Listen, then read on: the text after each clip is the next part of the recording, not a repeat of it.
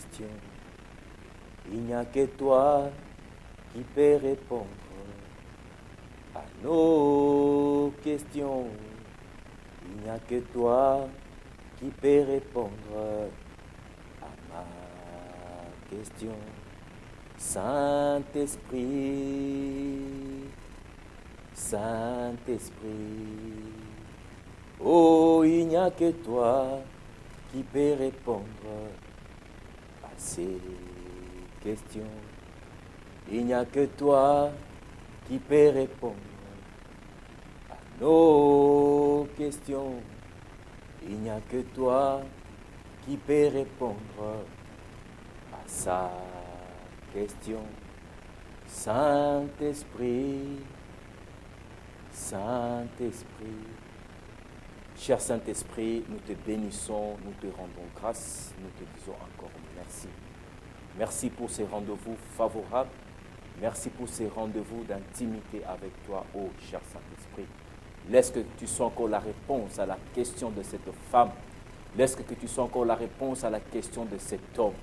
Laisse que tu sois la réponse encore à nos questions, ô cher Saint-Esprit. Laisse que cette émission, toi seul, puisse encore le gérer. Par ton Seigneur Jésus-Christ, laisse que cette parole trouve encore de la bonne sémence dans le cœur de tes enfants. Merci parce que nous qui sommes juste le canal de bénédiction, juste le canal par lequel toi seul, cher Saint-Esprit, tu fais passer ton message, tu fais passer ta pensée. Sois béni, sois élevé, sois magnifié. Amen. Shalom, bien-aimés, shalom. Vous tous qui êtes déjà branchés, connectés à votre chaîne, la radio-télévision La Foi en Jésus-Christ, l'église au milieu du village. Car dans cette chaîne, vous connaîtrez la vérité et la vérité vous affranchira. Je suis votre frère, l'évangéliste Jacques Izette, et aujourd'hui, nous venons avec un nouveau thème. Et ce nouveau thème, ce n'est pas nous qui nous sommes décidés, c'est seul l'auteur de cette émission qui est le Saint-Esprit, parce que nous obéissons à la voix du Saint-Esprit. Seul le Saint-Esprit nous a incité afin que nous puissions encore parler de ce thème. Et le thème de ce soir, nous allons parler, et c'est une question que nous nous posons tous ensemble en disant, est-ce en Christ sommes-nous dans la malédiction héréditaire? La malédiction héréditaire, c'est un thème qui jaillit beaucoup d'encre, ça fait beaucoup des années, et voire même nos aînés en parlent de ces choses, et voire même au travers ces thèmes que nous allons parler aujourd'hui, ça a beaucoup donné naissance à beaucoup de doctrines. Mais dans cette émission qui est l'école de la vie profonde avec le Saint-Esprit, nous ne voulons pas juste parler de ces sujets juste par rapport à notre entendement intellectuel. Nous voulons le parler avec vous dans la Bible parce que l'émission d'aujourd'hui, c'est une émission d'analyse, c'est une émission de réflexion. Ce n'est pas un thème ou une émission où nous sommes venus critiquer, non, parce qu'il y a critiquer et analyser. Mais nous sommes venus analyser avec vous par rapport à la pensée de Dieu. Et cette pensée, on ne peut que puiser dans la Bible. Parce que ça fait longtemps et beaucoup des années que nous prions, bien-aimés. Ça fait beaucoup des années que vous et moi, nous sommes entre guillemets tripotés, ce que je peux dire, par rapport à ce thème qui jaillit, qui fait couler beaucoup d'encre, par rapport à la malédiction héréditaire. Et la question que je nous pose, vous et moi, ce soir, et le Saint-Esprit nous pose, est-ce en Christ sommes-nous dans la malédiction héréditaire? Et j'aimerais vous demander aussi, bien-aimés, nous sommes au temps de la fin. Vraiment, à chaque fois quand un prédicateur prêche, même moi qui vous parle de ces choses, ayez l'habitude de vérifier la parole de Dieu. Et vous qui suivez ces messages maintenant, et vous qui allez suivre ces messages, ayez l'habitude, quand nous donnons un verset ici, ayez l'habitude d'ouvrir aussi la parole de Dieu, afin que vous puissiez le vérifier avec nous, afin que la lumière puisse jaillir et éclaircir encore et renouveler encore notre pensée. Sans pour autant tarder, nous allons commencer notre émission. Nous l'avons déjà commencé avec le Saint-Esprit et seul le Saint-Esprit, il sait déjà comment est-ce qu'il va canaliser cette émission parce que moi, je ne suis que juste un simple instrument. Mais avant de commencer notre émission, dont notre thème, que je me répète encore, en Christ, sommes-nous dans la malédiction héréditaire? Et nous allons trouver nos réponses dans la Bible. Nous n'allons pas nous trouver nos réponses par rapport à notre expérience de familiale, non. Nous n'allons pas trouver des réponses par rapport à notre quotidien passé, non. Ou par rapport à notre expérience, non. Mais nous allons trouver nos réponses au travers le Saint-Esprit, au travers le testament que Christ, que Jésus nous a laissé et que ce testament est aujourd'hui géré et inspiré par le Saint-Esprit. Mais je m'en vais d'abord lire avec vous juste 2 versets pour commencer notre introduction de ce thème de ce soir. J'aimerais que nous puissions lire 2 Corinthiens 4, versets 3 à 6. Nous sommes en train de parler aujourd'hui ce soir, est-ce en Christ sommes-nous dans la malédiction héréditaire? J'aimerais que vous lisiez avec moi 2 Corinthiens 4, versets 3 à 6. Je lis au nom du Seigneur. Et vous qui êtes déjà branchés, connectés à votre chaîne, merci d'avoir vos Bibles et vérifiez aussi ces Écritures avec moi. Je lis au nom du Seigneur. La Bible dit dans 2 Corinthiens 4, versets 3 à 6, si notre évangile est encore voilé, il est voilé pour ceux qui périssent. Pour les incrédules dont le Dieu de ces siècles a aveuglé l'intelligence, afin qu'ils ne voient pas briller la splendeur de l'évangile de la gloire de Christ, qui est l'image de Dieu. Le verset 5, nous ne prêchons pas nous-mêmes, c'est Christ Jésus, le Seigneur que nous prêchons, et nous nous disons vos serviteurs à cause de Jésus. Le verset 3, j'aime bien, bien-aimé. Si notre évangile est encore voilé, cette pensée est en train de parler par rapport au présent actuel. Si notre évangile est encore voilé, il est voilé pour ceux qui périssent. Il est voilé pour ceux qui périssent. L'évangile de Jésus, l'évangile de la croix est voilé pour ceux qui périssent. Et le verset 4, pour les incrédules, dont les dieux. Et vous allez voir dans le verset 4, il y a les dieux en petit d minuscule. Pour les incrédules dont le Dieu de ces siècles a aveuglé l'intelligence, afin qu'ils ne voient pas briller la splendeur. Les dieux de ces siècles, le petit Dieu en D minuscule, qui est l'incarnation de Lucifer lui-même, de ces siècles a aveuglé l'intelligence, afin qu'ils ne voient pas briller la splendeur de l'évangile de la gloire de Christ, qui est l'image de Dieu. Ça, c'est juste notre premier verset par rapport à notre thème que nous allons entendre aujourd'hui. Parce que c'est un thème qui ça fait jaillir beaucoup d'encre qui, aujourd'hui, je ne peux pas commencer déjà à donner des réponses, mais j'aimerais à ce qu'au travers de la parole de Dieu, nous puissions trouver les réponses avec vous. Nous lisons encore Colossiens chapitre 2, versets 6 à 10. J'ai lu au nom du Seigneur. Colossiens chapitre 2, verset 6 à 10. Ça, c'est l'apôtre Paul qui continue encore à nous parler. Il parle encore à l'église de Colosse. Ainsi donc, comme vous aviez reçu le Seigneur Jésus-Christ, ainsi donc, je parle aux chrétiens, je parle à l'église corps du Christ. Ainsi donc, comme vous avez reçu le Seigneur Jésus-Christ, marchez en lui, pas marchez avec lui, marchez en lui, dont la Bible dit, étant enraciné et fondé en lui et affermi par la foi, d'après les instructions qui vous ont été données et abondées en action de grâce. Et j'aime le verset 8. Prenez garde, que personne ne fasse de vous sa proie par la philosophie et par une vaine tromperie. Je me répète encore dans le verset 8, nous lisons Colossiens 2, verset 6 à 10, nous sommes dans le verset 8.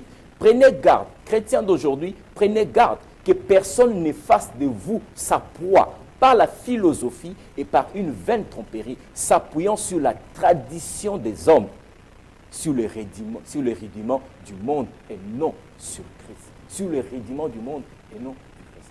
Ce sont juste 2 petits versets que je n'aimerais pas trop entrer en profondeur, que nous n'aimerions pas dans cette émission entrer trop en profondeur, parce que nous avions un grand thème que nous allons développer aujourd'hui ensemble avec le Saint-Esprit. Nous sommes en train de parler, en Christ sommes-nous dans la malédiction héréditaire? Il y a un point d'interrogation. Mais avant que nous puissions traiter cette question, nous allons aller d'abord dans le problématique. Et quelle est cette problématique? C'est la question que, c'est une sous-question où je nous pose. C'est-à-dire que, as-tu cru et reçu Jésus-Christ? Parce que pour que nous puissions aborder ce thème, qui est la malédiction héréditaire, on doit d'abord comprendre si nous avions cru et reçu Jésus-Christ. Parce qu'il y a la différence entre croire et recevoir. J'aimerais que nous puissions lire Jean chapitre 1, verset 12 à 13. Jean chapitre 1, verset 12 à 13. Parce qu'il y a croire et recevoir. J'ai lu au nom du Seigneur. Jean chapitre 1, verset 12 à 13. As-tu cru ou reçu Jésus-Christ? Mais la Bible dit ceci. Mais à tous ceux qui l'ont reçu, à tous ceux qui ont reçu Jésus et à ceux qui croient en son nom, elle les a donné le pouvoir. Elle les a donné le pouvoir de devenir enfants de Dieu, lesquels sont nés. Non du sang, ni de la volonté de la chair, ni de la volonté de l'homme, mais de Dieu.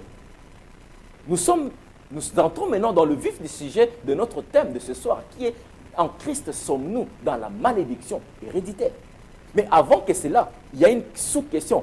As-tu cru et reçu Jésus? Parce que beaucoup de chrétiens ont cru, mais ils n'ont pas reçu Jésus. C'est pour cela qu'aujourd'hui, ils sont restés à la croix. C'est pour cela que voir même les choses aujourd'hui, que nous, hommes de Dieu, nous prêchons à l'église, corps du Christ, ce sont des choses qui ont été déjà accomplies sous la croix de Golgotha. Ce sont des choses qui, nous, hommes de Dieu, nous prêchons aujourd'hui, croyant que nous cherchons peut-être à aider les enfants de Dieu, mais nous les ramenons encore dans la captivité. Pourquoi? Parce que nous ne lisons pas la Bible par rapport à la lumière révélée du Saint-Esprit. As-tu reçu ou cru? As-tu cru ou reçu Jésus-Christ? Mais à ceux qui l'ont reçu, à toi qui as reçu Jésus-Christ comme Seigneur Sauveur, et à ceux qui croient en son nom, elle t'a donné le pouvoir. Cette parole qui était au commencement t'a donné le pouvoir de devenir enfant de Dieu. Le royaume de Dieu ne consiste pas en parole, mais le royaume de Dieu consiste en pouvoir. Donc, le fait déjà que tu as cru et reçu Jésus, Dieu t'a donné le pouvoir de devenir son enfant, lequel tu es né. Et le verset 13 dit, non du sang, tu n'es pas né du sang, ni de la volonté de la chair. C'est-à-dire que cette volonté entre ton père et ta mère, non, ni de la volonté de l'homme, mais de Dieu. Tu es né de la volonté de Dieu.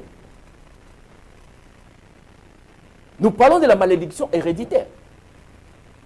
Mais nous ne pouvons pas le traiter sans pourtant que nous puissions ouvrir notre constitution, qui est la Bible, notre testament, qui est la Bible. Nous allons lire Exode chapitre 20, versets 1 à 5. Si réellement tu as cru et reçu Jésus, Christ comme Seigneur et Sauveur, la malédiction héréditaire ne repose plus sur toi.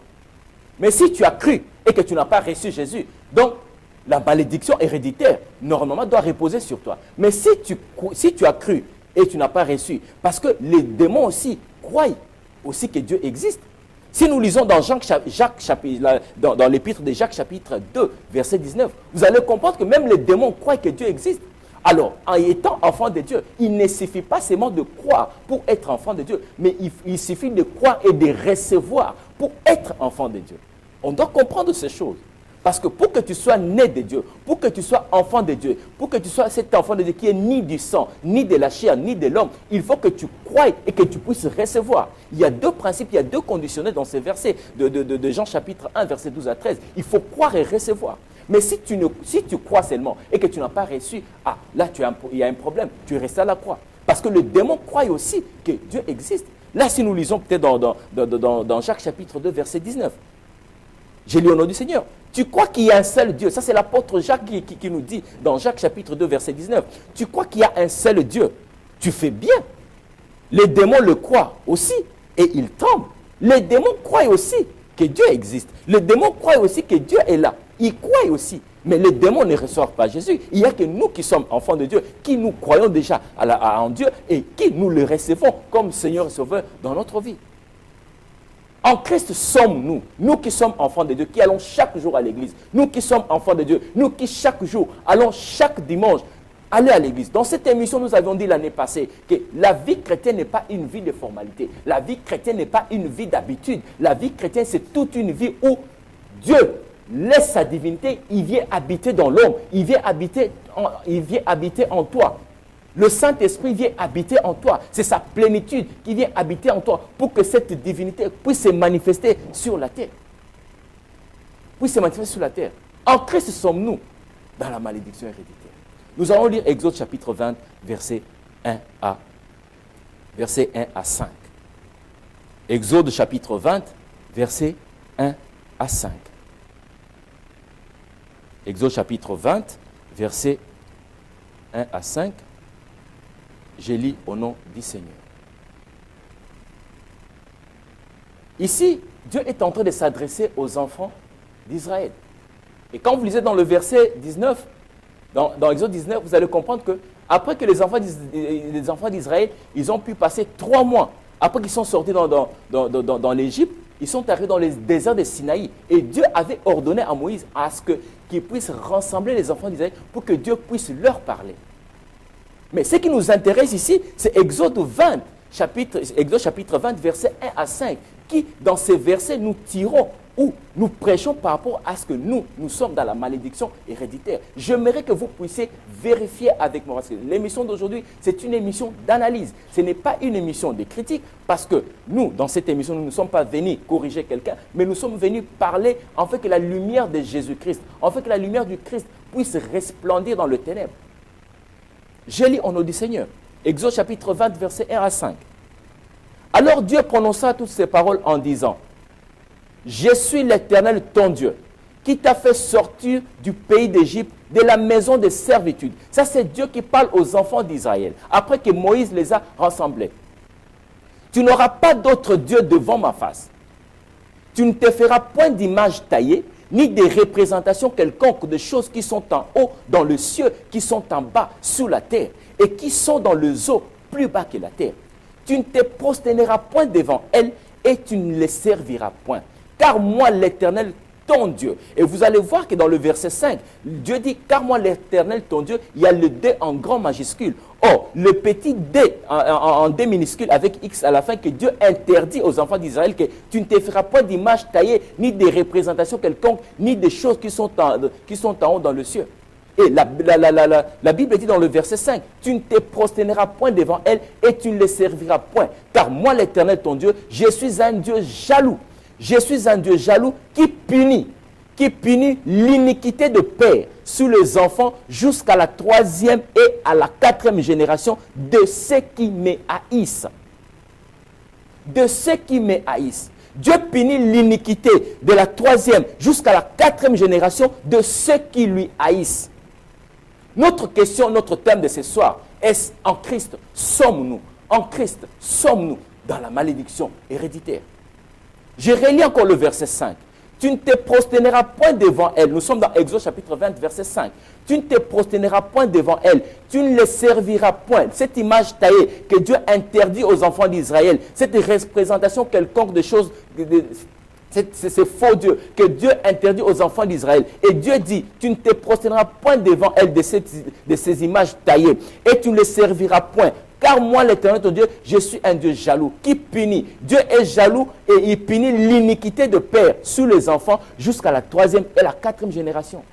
La plupart des fois, nous prédicateurs, parce que nous nous mélangeons tous, nous prédicateurs, nous nous limitons là. Mais il faut d'abord comprendre le pourquoi, le problématique de ces versets. Dieu punit l'iniquité de père et des enfants jusqu'à la 3e et la 4e génération de ceux qui me haïssent, de ceux qui haïssent Dieu. Dans le sous-question maintenant, moi j'aimerais que nous puissions nous poser maintenant, nous qui allons à l'église, nous à qui on nous a prêché Jésus-Christ comme Seigneur et Sauveur dans notre vie, nous à qui nous avons cru et reçu et que nous sommes devenus enfants de Dieu, lesquels nous sommes nés. Nous sommes nés ni du sang, ni de la chair, ni de l'homme, mais nous sommes nés de Dieu. Dieu nous a donné le pouvoir de devenir ses enfants. Est-ce que nous haïssons Dieu pour entrer en accord avec ces versets? Parce qu'il faut que ceux-là qui haïssent Dieu, pour que Dieu puisse punir pour que Dieu puisse punir l'iniquité de père sur les enfants jusqu'à la 3e et la 4e génération de ceux qui lui haïssent. Mais qu'est-ce qu'on nous prêche? On nous prêche en disant que Dieu punit l'iniquité. C'est-à-dire que Dieu punit l'iniquité de père, le père jusqu'aux enfants de la 3e jusqu'à la 4e génération. Et on ne continue pas le verset, la suite du verset. Mais Dieu dit, il punit ces iniquités par rapport à ceux qui le haïssent. Bon, moi je ne haïs pas Dieu. Comment est-ce que Dieu pourra punir l'iniquité de mes parents jusqu'à la 3e et la 4e génération? Parce que moi je n'ai pas haï Dieu. Si on doit prendre en termes que la 3e et la 4e génération, donc je prends mon grand-père, je prends mon père, je prends moi et je prends mes enfants. Parce que mes enfants sont à la 4e génération. Mes enfants sont à la 4e génération. Et comment est-ce que moi, déjà, qui suis dans la 3e génération, si je peux mettre dans le terme pratique, qui suis dans la 3e génération, déjà moi, je sers Dieu, comment est-ce que Dieu pourra me punir moi, comment Dieu pourra reposer l'iniquité de mes parents sur moi, parce que moi, je n'ai pas haï Dieu. Moi, je n'ai pas haï Dieu. Je me répète encore. La Bible dit, dans Exode 20, versets 1 à 5, parce que la plupart des fois, nous avions pu écouter par-ci, par-là, que Dieu punit l'iniquité de la 3e et de la 4e génération On se limite là. On ne continue pas le verset. Bien-aimés, vous qui écoutez cette émission, vous qui suivez cette émission, ayez l'habitude, même pas cette émission, même les autres émissions, même les autres prédicateurs, ayons l'habitude, ne disons pas juste Amen pour dire Amen, mais ayons l'habitude de vérifier les Écritures. Soyons comme des chrétiens de béret qui vérifient les Écritures. Mais moi, je vous pose maintenant la question, vous qui êtes derrière la caméra, est-ce que vous haïssez Dieu? Vous haïssez Dieu. Je suis l'Éternel ton Dieu. Exode chapitre 20, verset 1 à 2. Je recommence. Je suis l'Éternel ton Dieu qui te fait sortir du pays d'Égypte, de la maison de servitude. Dieu a fait sortir les enfants d'Israël dans la maison de servitude de Pharaon, la maison d'Égypte. Tu n'auras pas d'autre Dieu devant ma face. Et vous allez voir dans le verset 2, il y a le petit 2 en minuscule, le petit 2 en minuscule avec X. Les idoles. Tu n'auras pas d'autre Dieu devant ma face. Tu ne te feras point d'image taillée. Nous connaissons dans d'autres religions comment est-ce qu'ils se prosternent devant les images taillées.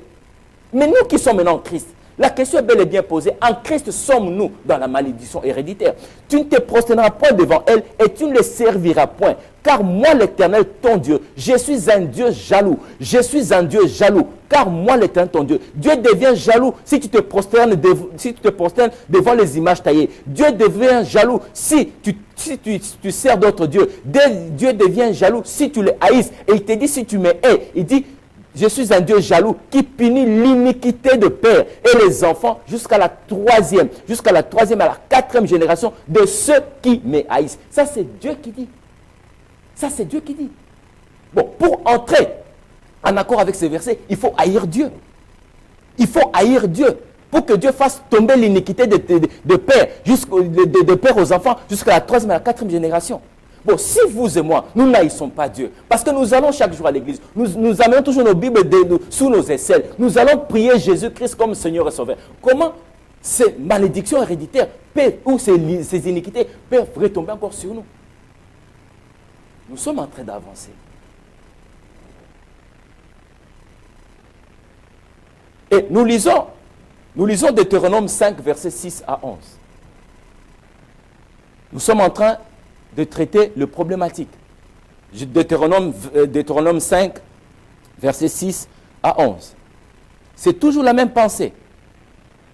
Parce que nous cherchons un peu à prendre des différents versets pour comprendre, est-ce en Christ sommes-nous encore? En Christ sommes-nous encore dans la malédiction héréditaire? Que ça fait 20 ans, 30 ans qu'on nous prêche ces choses et au lieu d'adorer Dieu en esprit, en vérité, car ce sont ceux-là que le Père demande, nous sommes là en train de prier, nous sommes là en train de couper, nous sommes là en train de plaider les causes que nos pères ont fait. Si nos parents ont haï Dieu, moi je n'ai pas haï Dieu.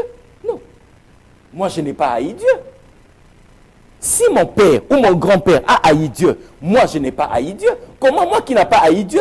Et on va continuer, bien-aimés. Nous lisons Deutéronome 5, versets 6 à 11. Je lis au nom du Seigneur. Lisez avec moi, bien-aimés. Deutéronome 5, versets 6 à 11. Je lis au nom du Seigneur. Je suis l'Éternel ton Dieu, qui te fait sortir du pays d'Égypte, de la maison de servitude. Là, nous sommes maintenant dans Deutéronome aussi. Nous étions dans Exode, nous sommes maintenant dans Deutéronome 5, versets 6 à 11. Je lis au nom du Seigneur. Je suis l'Éternel ton Dieu, qui te fait sortir du pays d'Égypte, de la maison de servitude. Tu n'auras point d'autre Dieu devant ma face. Tu ne te feras point d'image taillée, des représentations quelconques, des choses qui sont en haut dans le ciel, qui sont en bas sous la terre, et qui sont dans le eaux plus bas que la terre. Et le verset 9, tu ne te prosterneras point devant elles, et tu ne les serviras point.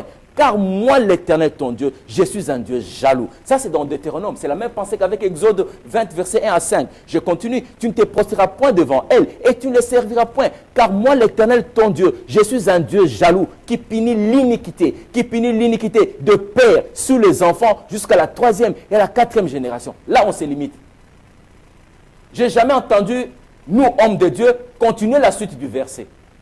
Je n'ai jamais entendu. Mais la Bible, la suite continue, de ceux qui me haïssent. Là, nous sommes maintenant dans Deutéronome 5, verset 6 à 11. De ceux qui me haïssent. De ceux qui me haïssent. En Christ sommes-nous dans la malédiction héréditaire. Et Dieu fait tomber l'iniquité de père sur les enfants jusqu'à la troisième, à la quatrième génération de ceux qui lui haïssent.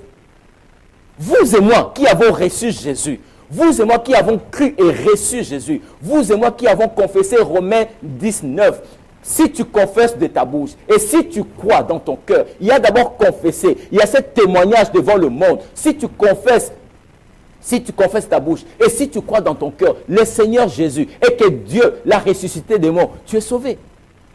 Et si tu vas en accord avec Jean 3,16, Dieu il a tant aimé le monde qu'il a donné son Fils. En fait que quiconque croit en lui ne périsse point, mais qu'il ait la vie éternelle. Nous sommes sauvés en Jésus-Christ. Nous avons reçu le salut en Jésus-Christ. Mais ces choses, j'ai compris que le salut est un menu complet. Mais le salut, c'est un message le plus simple. Mais à cause de sa simplicité, le salut est devenu le message le plus compliqué et le plus difficile.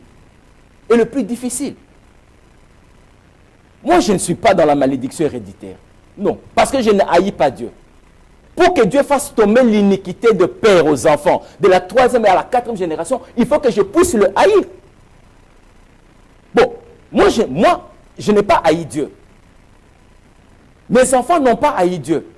Et vous qui me suivez, vous n'avez pas haï Dieu. Parce que la preuve, vous allez chaque jour à l'église. Vous partez chaque dimanche à l'église. Vous avez vos Bibles. Mais quelqu'un qui haït une personne, cette personne ne peut même pas savoir ou chercher à savoir le contenu de la personne. Non.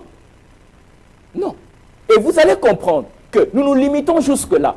Or, Dieu, c'est un Dieu qui donne le choix, le libre arbitre à l'homme.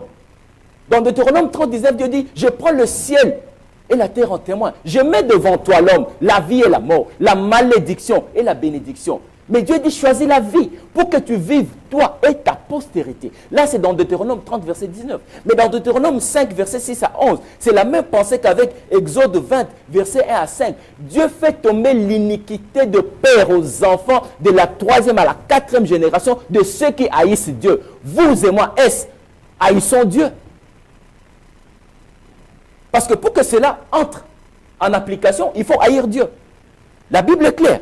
Tu ne te feras point d'image taillée, des représentations quelconques de choses qui sont en haut dans le ciel, qui sont en bas sous la terre et qui sont dans les eaux plus bas. Là, nous sommes dans Deutéronome 5, verset 6 à 11. Le verset 9 dans Deutéronome, tu ne te prosterneras point devant elles et tu ne les serviras point. Car moi, l'Éternel, ton Dieu, je suis un Dieu jaloux. Dieu devient jaloux quand tu te prosternes devant une idole. Dieu devient jaloux. Au lieu de mettre Dieu à sa place, tu prends un homme de Dieu, tu te prosternes devant un homme de Dieu. Tu prends un homme de Dieu comme celui qui est devenu Dieu. On ne peut jamais aider Dieu, bien-aimé. Ou je vois dans d'autres religions, on se prosterne devant un homme de Dieu. Et Dieu devient jaloux. Et une fois que Dieu devient jaloux, il dit qu'il punit l'iniquité, le mal. Il punit l'iniquité de père sur les enfants jusqu'à la 3e et la 4e génération de ceux qui me haïssent. Dieu, quand Dieu ouvre une porte, quand il ferme une porte, il ouvre toujours une autre porte. Mais regardez la suite du verset de Deutéronome 5, verset 6 à 11. Regardons la suite. Nous sommes dans le verset 10. Et qui fait miséricorde jusqu'à 1000 générations et à ceux qui m'aiment et qui gardent mes commandements. Dieu punit l'iniquité de père et des enfants de la 3e à la 4e génération de ceux qui les haïssent. Mais ceux qui aiment Dieu, regarde ce que Dieu dit. Dans le verset 10, nous sommes dans Deutéronome 5, verset 6 à 11. Mais dans le verset 10, Dieu dit, et qui fait miséricorde? Dieu fait miséricorde jusqu'à 1000 générations. 1000 générations. Or, Dieu punit, il fait descendre l'iniquité de père aux enfants à la 3e, à la 4e génération. Mais dans le verset 10, il dit qu'il fait miséricorde jusqu'à 1000 générations. Attends, de 3 à 4, il fait tomber l'iniquité de ceux qui les haïssent, mais de ceux qui aiment, de ceux qui l'aiment, de ceux qui aiment Dieu. Il dit, je fais miséricorde, je fais compassion, je pardonne jusqu'à 1000 générations. Bien-aimés, vérifiez ces écritures avec moi. Que le Saint-Esprit vous aide. Que le Saint-Esprit vous aide, parce que ce n'est pas moi, c'est la parole de Dieu. Et ce n'est pas moi, c'est le Saint-Esprit. Je ne suis qu'un simple canal. Vérifiez ces écritures avec moi. Nous sommes dans Deutéronome 5, verset 6 à 11. Regardez le verset 10. Et qui fait miséricorde jusqu'à 1000 générations à ceux qui m'aiment et qui gardent mes commandements. Dieu fait miséricorde jusqu'à 1000 générations. Mais il punit l'iniquité de père aux enfants de la 3e à la 4e génération. Étant donné que nos expériences familiales, étant africains, moi, mon grand-père était dans la magie. Mon grand-père était dans l'occultisme. Mon père aussi en a suivi le même chemin. Mais il s'est arrivé chez moi, ça n'a pas tenu. Moi, je sers Dieu. Je suis encore jeune, mais je sers Dieu. Comment est-ce que l'iniquité de mon grand-père est tombée sur moi parce que moi, je fais partie de la 3e et mes enfants font partie de la 4e génération? Non. Oh, par contre, moi, Dieu fait tomber sur moi la miséricorde jusqu'à 1000 générations de ceux qui m'aiment et ceux qui gardent mes commandements. Moi, je garde le commandement de Dieu. Moi, j'aime Dieu. C'est pour cela que Dieu fait miséricorde jusqu'à 1000 générations. Dans moi, comme j'aime Dieu, j'ai reçu Jésus, j'ai cru et j'ai reçu Jésus. Dieu fait 1000, Dieu il me donne la miséricorde jusqu'aux 1000 générations. Vous et moi, nous n'avions pas haï Dieu pour qu'on puisse nous amputer, que nous sommes la malédiction héréditaire. En Christ, nous sommes dans la malédiction héréditaire. Non, non. Nous ne sommes plus à l'Ancien Testament. Nous sommes au temps de la grâce, bien-aimés. Dieu s'adressait aux enfants d'Israël après leur captivité, après qu'il les a délivrés entre les mains des pharaons. Dieu parlait aux enfants d'Israël après leurs 3 mois de sortie d'Égypte, quand ils sont arrivés dans le désert de Sinaï. Dieu a convoqué Moïse, afin que Moïse puisse rassembler ses enfants d'Israël pour que Dieu puisse leur parler. Et Dieu, en ce sens, Dieu commençait à leur parler qu'ils ne doivent pas adorer d'autres dieux, qu'ils ne doivent pas se faire des images taillées, qu'ils ne doivent pas se prosterner devant des images taillées, parce qu'il est un Dieu jaloux qui punit. Dieu punit l'iniquité de père jusqu'aux enfants de la 3e et la 4e génération, de ceux qui les haïssent. Vous et moi en Christ, nous n'avions pas haï Dieu. Non. Non. Vous et moi en Christ, nous n'avions pas haï Dieu. Parce que dans Jean 3,16, qu'est-ce que la Bible dit? À tous ceux qui... Dieu, il a tant aimé le monde. Il y a d'abord le mot aimer. Dieu, il a tant aimé le monde. Regarde ce que le monde aujourd'hui nous offre. Regarde ce que le monde aujourd'hui, le monde du jour au jour est en train de s'engloutir. Mais ces versets s'adaptent aujourd'hui. J'ai suivi un homme de Dieu sur une des chaînes qui dit, le verset de Jean 3,16, c'est une utopie. Bien-aimés, nous sommes au temps de la fin. Nous sommes au temps de la fin, bien-aimés. Vous qui nous suivez, jugez-nous au travers de la parole de Dieu. Et à chaque fois quand nous donnons des paroles de Dieu, quand nous donnons des versets, bien-aimés, ayez l'habitude de lire et que le Saint-Esprit nous aide à mieux comprendre les choses. Quand je vois un homme de Dieu célèbre, qui s'élève, qui dit, le verset de Jean 3,16, c'est une utopie, c'est vraiment aberrant, bien-aimés. C'est vraiment aberrant. Ayez l'habitude de lire la Bible, bien-aimés. Ayez l'habitude de vérifier. Ce que je suis en train de vous parler ici, vous le vérifiez avec moi. Mais Dieu punit l'iniquité de père et des enfants de la 3e à la 4e génération de ceux qui les haïssent. Mais dans le verset 10, il dit, et qui fait miséricorde, Dieu fait miséricorde jusqu'à 1000 générations et à ceux qui m'aiment et qui gardent mes commandements. Vous et moi, nous gardons le commandement de Dieu. Vous et moi, nous cherchons à marcher dans la sanctification. Vous et moi, nous cherchons à marcher dans l'obéissance de la parole de Dieu. Vous et moi, nous avions cru et reçu ce Jésus comme Seigneur et Sauveur dans notre vie. Dieu nous fait miséricorde jusqu'à 1000 générations. C'est la parole de Dieu qui dit. C'est la parole de Dieu qui dit. C'est la parole de Dieu qui dit. Nous allons lire Exode chapitre 20, verset 6. C'est toujours le même verset. J'espère que le Saint-Esprit vous aide, parce qu'à chaque fois quand nous disons la malédiction héréditaire, j'ai souvent entendu, nous, hommes de Dieu, j'ai dit nous nous associons tous, parce que c'est le corps du Christ. Je ne m'exclus pas, nous, hommes de Dieu. J'ai toujours souvent entendu nos aînés partout ailleurs, et ça fait un fondement de beaucoup de doctrines, en disant que Dieu punit l'iniquité de pères et des enfants, de la 3e à la 4e génération. On se limite là. Mais on ne dit jamais de ceux qui haïssent Dieu. Parce que nous qui allons à l'église, nous qui sommes maintenant en Jésus, comment est-ce que allons haïr Dieu? Pour que cela entre normalement, pour que cela normalement puisse normalement nous prendre en captivité. Non. Non. Nous lisons encore Exode 20, verset 6. Nous avons commencé notre texte dans Exode 20, chapitre 1 à 5. Nous avions fait le parallélisme avec le Deutéronome 5, verset 6 à 11. Nous lisons maintenant Exode 20, verset 6. Dieu dit, après qu'il dit dans le verset 5, tu ne te prosterneras point devant elle et tu ne les serviras point. Là, nous sommes dans Exode chapitre 20, verset 5, pour mieux comprendre le verset 6. Tu ne te prosterneras point devant elle. Là, Dieu est en train de parler aux enfants d'Israël. Tu ne te prosterneras point devant elle et tu ne les serviras point. Car moi, l'Éternel, ton Dieu, je suis un Dieu jaloux qui punit l'iniquité sur les enfants jusqu'à la 3e et la 4e génération de ceux qui me haïssent. Maintenant, regardons maintenant dans Exode 20, verset 6. Et qui fait miséricorde, jusqu'à 1000 générations à ceux qui m'aiment et qui gardent mes commandements. Ah, ça c'est encore Exode. Après que Dieu ait donné, bien aimé, Dieu donne le libre choix à l'homme de choisir. Il met devant toi la vie et la mort. Choisis. Il met devant toi la malédiction et la bénédiction. Si toi tu choisis la malédiction, moi je n'ai pas choisi la malédiction. Parce que je sais qu'en Christ, tout est accompli. Je sais qu'en Christ, tout est accompli. Et en Christ, nous avons tout pleinement. Tout pleinement, si vous lisez dans Colossiens, chapitre 2, verset 6 à 10. Tout pleinement, bien aimé. Non. Pourquoi est-ce que notre évangile, si notre, je rentre dans notre introduction, dans 2 Corinthiens 4, verset 3 à 6, si notre évangile est encore voilé, pourquoi l'évangile de Jésus est encore voilé au moment où nous avons le bénéfice du Saint-Esprit qui illumine notre intelligence, qui illumine notre entendement? Pourquoi?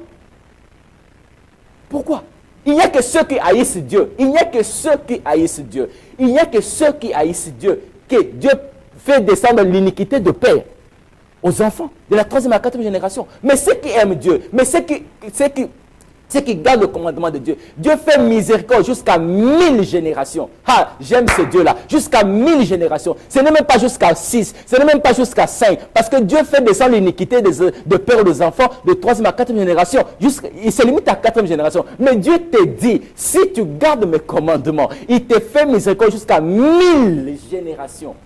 Bien-aimés, nous qui écoutons cette parole maintenant, prenons un peu 1000 générations, parce que tu aimes Dieu, parce que tu gardes ses commandements. 1000 générations.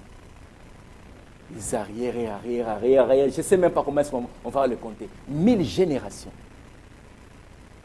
Nous sommes là en tant qu'hommes de Dieu. Nous aurons des comptes à rendre devant Dieu. Parce que nous sommes en train de voiler la parole de Dieu. Nous sommes en train de voiler l'évangile de Dieu. C'est pour cela Paul dit dans l'église de Corinthe, dans 2 Corinthiens 4, verset 3, il dit, si votre évangile est encore voilé, l'évangile de Jésus, l'évangile de la croix est voilé, il est voilé pour ceux qui périssent. Parce que mon peuple manque de connaissance. Mon peuple périt par manque de connaissance. Mon peuple périt par manque de connaissance. Et verset dans Exode 20, verset 6, il dit, Dieu fait miséricorde jusqu'à 1000 générations de ceux qui l'aiment et qui gardent ses commandements. Donc, bien-aimé, réjouis-toi. Je sais que le Saint-Esprit ne te pose pas de questions. C'est la Bible. C'est la même Bible dont ceux-là qui t'ont prêché que tu as la malédiction héréditaire. C'est la même Bible. C'est la même Bible, bien-aimé. C'est la même Bible dont aujourd'hui tu écoutes cette bonne parole, cette bonne nouvelle. Bien-aimé, de ceux qui haïssent Dieu. Si tu haïs Dieu, d'accord, c'est bien. Si toi tu haïs Dieu, parce que je sais qu'il n'y a que les païens qui haïssent Dieu. Mais si réellement tu as reçu Jésus, si réellement tu as confessé Jésus, si réellement tu as cru et reçu Jésus dans ta vie, et que la Bible dit que tu es devenu une nouvelle créature, dont les choses anciennes sont passées, et toutes choses sont devenues nouvelles. Bien-aimé, ça ne s'applique pas sur toi et ça ne s'applique pas sur moi. Parce que nous ne haïssons pas Dieu. Bon, par contre, nous aimons Dieu. Et si nous aimons Dieu et que nous gardons ses commandements, Dieu est en train de nous faire miséricorde jusqu'aux 1000 générations. Mais par contre, si tu haïs Dieu, Dieu va faire descendre l'iniquité du père aux enfants de la 3e à la 4e génération. Nous allons lire Deutéronome 7, verset 8 à 10. Ça, c'est toujours Moïse. Bien-aimé, vérifiez ces écritures. Vérifiez ces écritures pour que les écailles puissent tomber. Vérifiez ces écritures. Je devais continuer mon autre thème, mais le Saint-Esprit m'a dit que je dois parler de ces choses. Je ne sais pas combien cela prendra du temps, mais vérifiez ces écritures. Nous sommes dans Deutéronome 7. Deutéronome 7, versets 8 à 10. J'ai lu au nom du Seigneur. Nous avons lu Exode 20, versets 1 à 5. Nous avons fait le parallélisme avec Deutéronome 5, verset 6 à 11. Et vous allez comprendre que ça ne parle que de la même chose. Et dans ces mêmes choses, Dieu ferme une porte, Dieu ouvre une porte et Dieu ferme une porte. Il te laisse le choix. Comme il est dit aussi dans Deutéronome 30, 19. Il te laisse le choix. Mais après, Dieu te dit, choisis la vie. Choisis la vie qui est Jésus. Il est le chemin, la vie et la vérité. Choisis la vie pour que tu obtiennes le salut. Choisis la vie pour que tu obtiennes la rédemption. Choisis la vie pour que tu obtiennes la vie éternelle. Choisis la vie pour que tu vives. Pour que tu vives, toi et ta postérité. Mais si je choisis la vie, parce que Dieu me dit dans Deutéronome 30, 19, qu'il prend le ciel et la terre en témoin, le ciel qu'il a créé et la terre qu'il a créée, il met devant moi la vie et la mort, la bénédiction et la malédiction. Mais Dieu dit, non, l'homme souvent, il passe toujours à l'envers des choses. L'homme souvent, et si aujourd'hui l'homme souffre, bien aimé, si nous souffrons, Parce que nous avions renversé l'ordre établi par Dieu. Dieu n'a jamais forcé quelqu'un. Dieu, il met toujours devant l'homme le A et le B, le bien et le mal. C'est à toi de choisir. C'est à toi de choisir. Nul ne peut servir deux maîtres. Soit il aimera l'autre, soit il haïra l'autre. Mais Dieu dit, choisis la vie. Et une fois que tu choisis cette vie, qui est Jésus, tu vivras, toi et ta postérité. Si vous lisez dans Deutéronome 39. Nous lisons encore Deutéronome 7, versets 8 à 10. Nous sommes dans notre thème, en Christ, sommes-nous dans la malédiction héréditaire? Parce que non. Je réponds à cette question, je dis non. Parce que nous, en Christ, nous n'avions pas haï Jésus, nous n'avons pas haï Dieu. Jésus aussi nous parle aussi par rapport à ces thèmes aujourd'hui. Jésus aussi va nous parler. Vérifiez les Écritures, bien-aimés. Deutéronome 7, versets 8 à 10. Je lis au nom du Seigneur. Mais, parce que l'Éternel vous aime, parce qu'il a voulu tenir le serment qu'il a fait à vos pères, mais parce que l'Éternel vous aime. Nous sommes dans Deutéronome 7, versets 8 à 10. Mais, parce que l'Éternel vous aime, parce qu'il a voulu tenir le serment qu'il avait fait à vos pères, l'Éternel vous a fait sortir par sa main puissante, vous a délivré de la maison de servitude, de la main de Pharaon, roi d'Égypte. Sachez donc que c'est l'Éternel ton Dieu qui est Dieu. Regardez dans le verset 9, vous qui lisez avec moi. Sachez donc que c'est l'Éternel ton Dieu qui est Dieu. C'est le Dieu en grand 2, le Dieu créateur, le Père céleste. Ce n'est pas le Dieu en petit x, en petit 2. C'est pour cela, des fois, quand quelqu'un dit que je suis serviteur de Dieu, il faut comprendre, parce que ça se prononce de la même façon. Mais c'est l'Écriture qui diffère maintenant. On peut dire je suis serviteur de Dieu, mais je suis serviteur de Dieu avec le D minuscule, avec X à la fin. Que le Saint-Esprit vous aide sur ces choses. Nous sommes au temps de la fin. Ne cherchons pas, cherchons d'abord que chacun porte sa croix.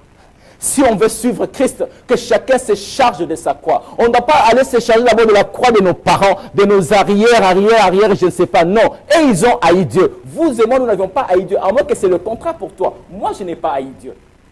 Moi, j'aime Dieu et c'est Dieu-là. Je garde ses commandements et c'est Dieu-là. Il me fait miséricorde jusqu'à 1000 générations. Regardez la différence entre 3 et 4 et jusqu'à 1000. Ah non, ce Dieu-là est bon. Je continue ma lecture. Et dans le verset 9, sachez donc, nous sommes dans Deutéronome 7, verset 8 à 10. Sachez donc que c'est l'Éternel ton Dieu qui est Dieu. C'est Dieu fidèle qui garde son alliance et sa miséricorde jusqu'à 1000 générations envers ceux qui l'aiment et qui observent ses commandements. Ça, c'est encore Deutéronome 7, verset 8 à 10. C'est toujours la Bible. Dieu est en train de nous révéler dans plusieurs passages. Verset 8, nous sommes dans Deutéronome 7, Deutéronome chapitre 7, verset 8 à 10. Je lis rapidement le nom du Seigneur. Mais parce que l'Éternel vous aime, parce que Dieu nous aime, il a tant aimé le monde qu'il a donné. La Bible précise bien que Dieu, il a tant aimé le monde. Il a tant aimé. Quel parent qui peut aimer ce monde convoité, ce monde de cupidité, ce monde d'impudicité, ce monde de malheur, ce monde de péché? Mais Dieu dit, il a tant aimé le monde. Et il dit, il a donné son Fils unique. Enfin, que quiconque, il y a un rendez-vous du donner, du recevoir dans ces versets. Enfin que quiconque croit en lui. Quiconque croit en lui ne périsse point, mais qu'il ait la vie éternelle. Et je continue.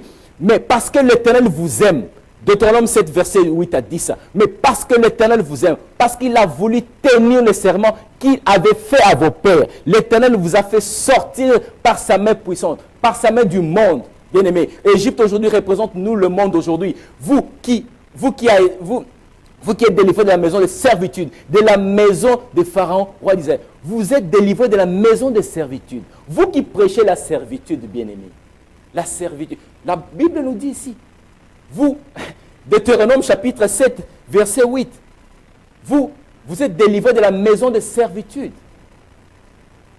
Vous qui prêchez la servitude.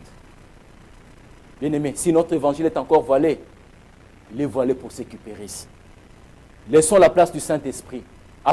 Marchons avec cette vie de constance avec le Saint-Esprit. Et nous allons voir que les choses de Dieu ne sont pas compliquées. Je continue ma lecture. Vous êtes délivrés de la maison de servitude, de la main de Pharaon, roi d'Égypte. Mais j'aime bien le verset 9 dans Deutéronome 7, verset 8 à 10. J'aime bien le verset 9. Il dit, sachez donc que c'est l'Éternel ton Dieu qui est Dieu. C'est Dieu fidèle. Garde son alliance.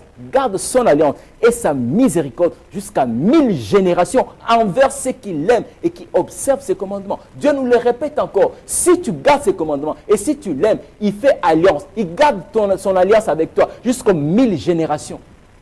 Mais tu ne l'as pas haï. Tu ne l'as pas haï. Pourquoi ceux-là qui nous ont prêché ces choses, ils n'ont pas continué la suite du verset? Je ne sais pas, peut-être vous avez écouté. Parce que si ce n'était pas le cas, on n'allait pas continuer à commencer à briser d'abord les liens de nos parents. Parce que c'est toujours le même verset que les hommes de Dieu, que nous, hommes de Dieu, nous prêchons. Que nous, hommes de Dieu, nous prêchons.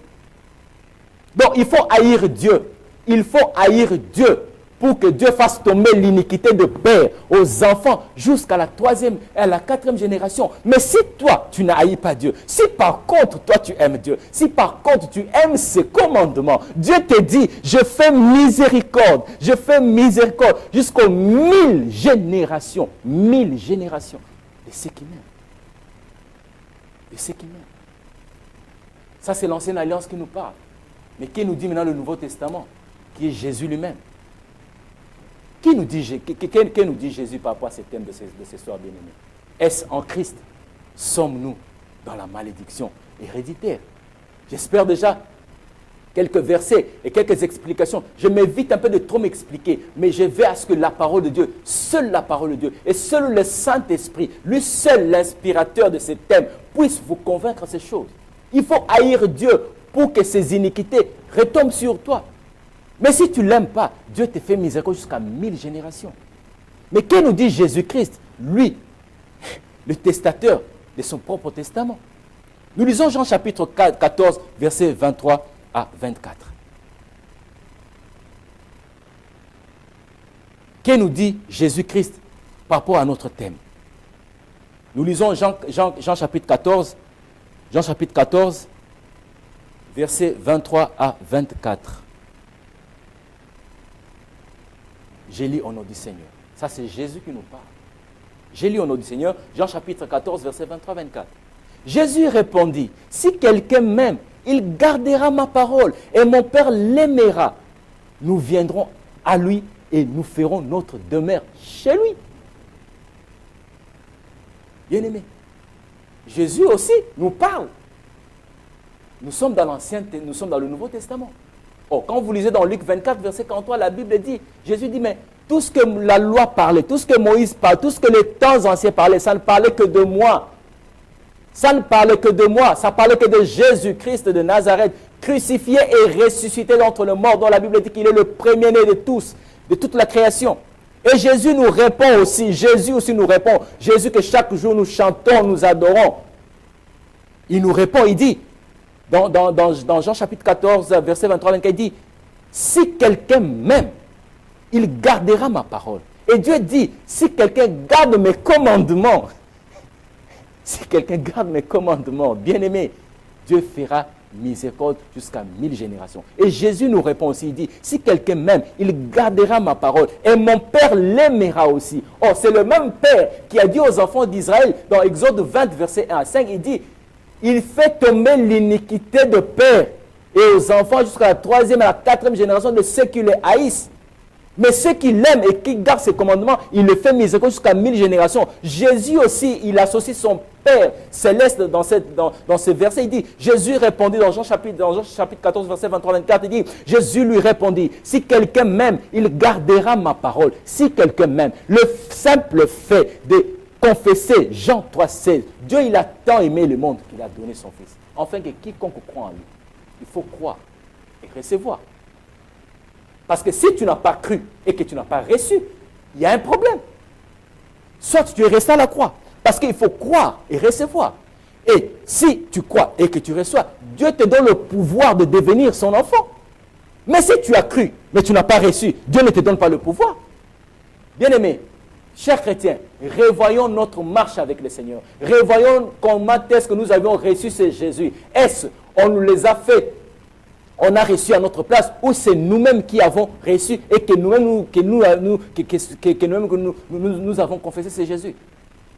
Parce que la parole a un pouvoir, la confession a un pouvoir. Cette déclaration libère.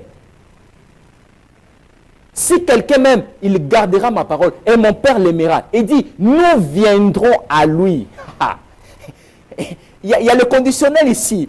Jésus dit, si quelqu'un m'aime, il gardera ma parole. Donc il faut aimer et garder sa parole. C'est même la même chose que Dieu dit aussi.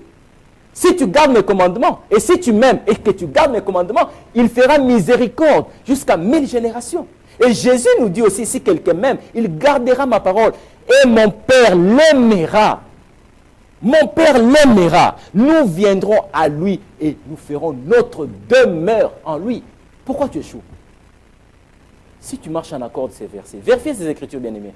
Pourquoi nous échouons? Pourquoi nous pleurnichons? Parce que Jésus dit, si nous l'aimons et que nous gardons sa parole et que le Père nous aimera aussi, ils viendront à nous et ils feront notre demeure en nous. Au travers le Saint-Esprit. Au travers le Saint-Esprit. Que le Saint-Esprit nous aide, bien-aimés. Nous sommes au temps de la fin. On doit changer notre système de pensée. On doit vraiment comprendre quelle a été l'œuvre de la croix. Cet investissement que Dieu a laissé son trône. Il s'est fait chair. Il est venu habiter avec l'homme. Il est venu comprendre qu'est-ce qu'était l'homme. Parce que l'homme avait tourné le dos à Dieu. L'homme ne pouvait plus écouter Dieu. Mais au travers de Jésus, en l'acceptant, en l'aimant, en gardant sa parole et Dieu nous fait grâce, afin que nous puissions encore écouter encore la voix de Dieu au travers le Saint-Esprit. Si quelqu'un m'aime, il gardera ma parole et mon Père l'aimera. Nous viendrons à lui. Nous viendrons à lui. Pour que Dieu vienne en toi, il faut d'abord l'aimer. Il faut d'abord garder sa parole. Et le Père t'aimera aussi. Mais si tu les haïs, il va faire descendre l'iniquité. Mais pourquoi on nous prêche ces choses à l'église, déjà nous qui sommes en Jésus? Nous qui avons reçu, parce que je sais que tous avons cru et reçu Jésus. Pourquoi on nous prêche que l'iniquité de nos pères est toujours jusqu'à la... Non, moi je refuse ces choses. Moi je refuse. Job dit ce que je crains, c'est ce qui m'arrive. Ce que je redoute, c'est ce qui m'atteint. C'est ce qui m'atteint. Nous lisons Jean chapitre 15, versets 23-24. Ça, c'est Jésus qui nous répond encore par rapport à notre thème de ce soir. En Christ, sommes-nous dans la malédiction héréditaire? Nous lisons Jean chapitre 15. Nous avons lu Jean chapitre 14, verset 23-24. Nous lisons maintenant Jean chapitre 15, verset 23-24 aussi.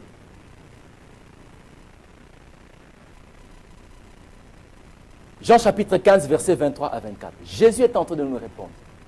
Si quelqu'un m'aime, il gardera ma parole. Ça c'est dans Jean 14, verset 23. Si quelqu'un m'aime, il gardera ma parole. Et le Père l'aimera aussi. Nous viendrons habiter nous ferons notre demeure en lui. Mais c'est même Jésus-Christ que vous et moi avons cru et reçu comme Seigneur Sauveur. Il nous interpelle, il nous répond à notre question. Dans Jean chapitre 15, verset 23-24. Qu'est-ce que la parole de Dieu dit? Je lis au nom du Seigneur. Celui qui me est aussi mon Père. Si je n'avais pas fait parmi eux des œuvres que nul autre n'a faites, ils n'auraient pas de péché. Mais maintenant, ils les ont vus et ils les ont haïs. Et moi et mon Père. Jésus parle, pharisien. Jean chapitre 15, verset 23-24. Celui qui me est aussi mon Père. Bon, nous qui allons à l'église, parce que moi, je m'adresse d'abord aux chrétiens. Parce que moi, je me dis, avant d'aller d'abord dehors, avant d'abord d'attaquer les païens, tout ce qu'on veut, nous qui sommes déjà dans ces choses, parce que nous aurons aussi des comptes à rendre, nous hommes de Dieu, nous chrétiens, nous qui sommes déjà 20 ans, je ne sais pas combien d'années dans les choses de Dieu, et que nous ne comprenons pas ces choses, c'est le temps que nous puissions nous repentir. Jésus nous dit, dans Jean chapitre 15, verset 23 à 24, il dit, celui qui me est aussi mon Père. Bon, Jésus aussi dit, Jésus aussi pose aussi ses conditions. Celui qui me est aussi mon Père. Or, dans Jean chapitre 14, verset 23-24, qu'est-ce qu'il dit? Il dit que si quelqu'un m'aime, il gardera mes commandements et le Père l'aimera aussi. Nous viendrons en lui et nous ferons notre demeure en lui. Mais dans le verset, dans Jean chapitre 15, verset 23-24, Jésus dit, celui qui me est aussi mon Père. Est-ce que vous et moi nous haïssons Jésus? Nous qui sommes chrétiens. Chaque jour, avec nos Bibles, sous nos aisselles, nous chantons, nous louons, nous adorons. Est-ce que nous haïssons Jésus? Parce que Jésus lui-même nous dit ici, celui qui me est aussi mon Père. Donc, si tu es Jésus, tu es son Père. Si tu es son Père, tu es Jésus. Haïr Dieu, c'est haïr Jésus. Haïr Jésus, c'est refuser de croire en lui et refuser de croire à son œuvre. Parce qu'il y a certaines choses que nous faisons dans nos églises. Nous haïssons Jésus sans pour autant que... Parce que nous élevons les œuvres de la créature que les œuvres du Créateur. Bien-aimés, attends, nous élevons plus.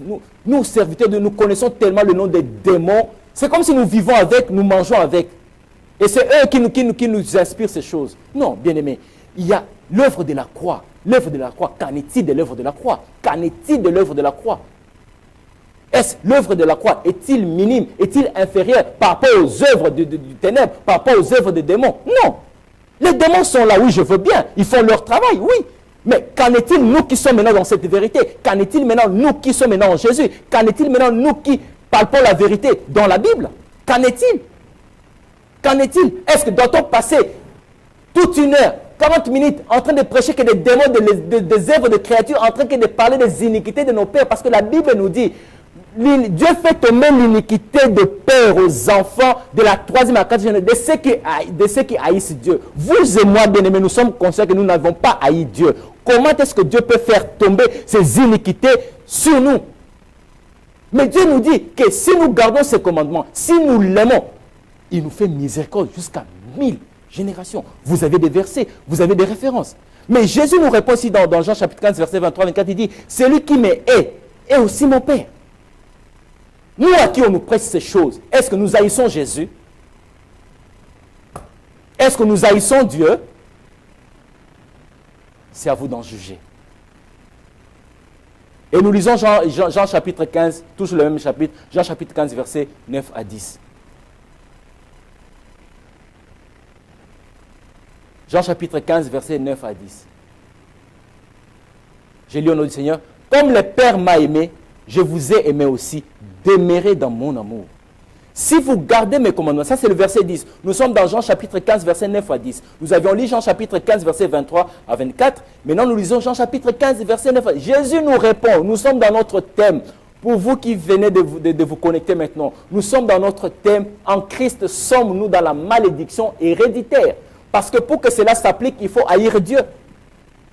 Il faut haïr Dieu.